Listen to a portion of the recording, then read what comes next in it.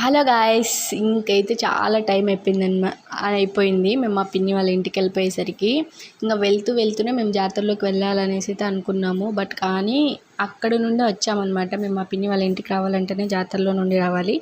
But కానీ ఏంటంటే మేము వచ్చాం కదా, అసలు అలా వెళ్ళడం ఎందుకు, డైరెక్ట్ పిన్ని వాళ్ళ ఇంటికి వెళ్ళేసిన తర్వాత వద్దామనేసి వెళ్ళాము.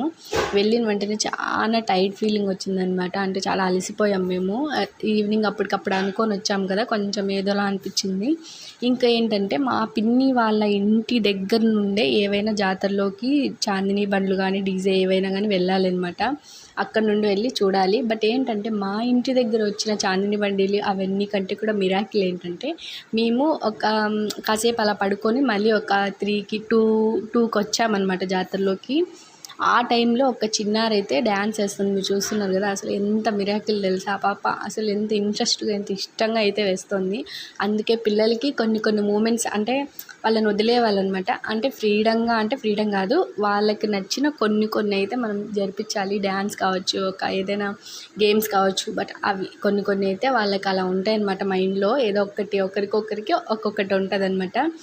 తను పక్కన చూస్తూ వాళ్ళు వేసిన స్టెప్ కంటే కూడా ఈ అమ్మాయి చాలా ఏజ్ తక్కువైనా చాలా అంటే చాలా ఇష్టంగా ఇంట్రెస్ట్గా వేస్తుంది. అందరూ అక్కడ ఉండే వాళ్ళందరూ ఆ చిన్నారి గురించే మాట్లాడుకుంటున్నారు. నాకు అది చూసిన వెంటనే మా ఉమా పాప అయితే గుర్తొచ్చిందనమాట. చాలా క్యూట్గా వేస్తుంది మా పాప కూడా. ఇంకా నెక్స్ట్ వీడియోతో మళ్ళీ కలుద్దాం. బాయ్.